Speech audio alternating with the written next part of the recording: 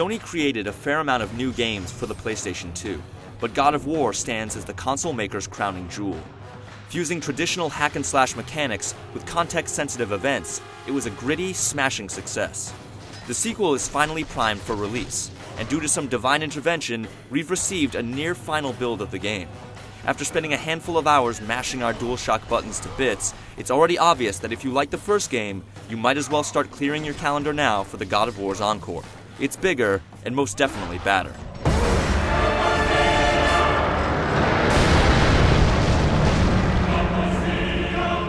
At the end of the first God of War, Kratos destroyed Ares and became a god himself.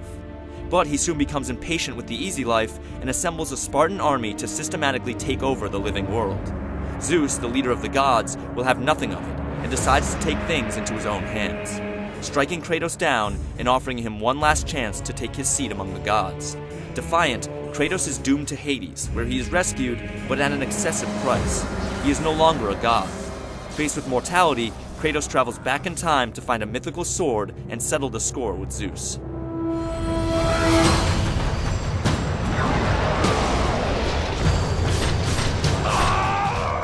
When you begin the game, Kratos' blades are powered up and ready for action.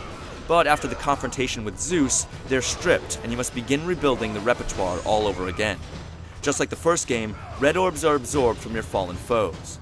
They're then used to power up Kratos' tools of destruction. Then you have other orbs to restore Kratos' magic and health, and a brand new mechanic called Rage of the Titans. Similar to the Rage of the Gods attack from the first God of War, pressing down on both analog sticks will engulf Kratos in flames and allow him to dole out incredible amounts of damage. That's not all that's new. God of War 2 definitely doesn't rest on its renown. The most basic change to the combat is that you can now move while using magic weapons like the bow. The entire game is set up around this, so expect a lot more instances where you'll have to deal with ranged enemies and melee combat at the same time. The basics of melee combat are the same. The square button represents weak attacks, with the triangle button acting as your strong strikes. Based upon what we've played, the button smashing gameplay has been toned down a bit in favor of a more evenly dispersed mix of puzzles, platforming, and boss fights. Speaking of which, people complain that there weren't enough of these epic battles in the first game, and Sony's Santa Monica studio has definitely listened. God of War 2 is absolutely dripping with them. From the opening sequence that takes place across an entire city to the more intimate skirmishes, the cast of foes is wide-reaching and larger than we ever imagined.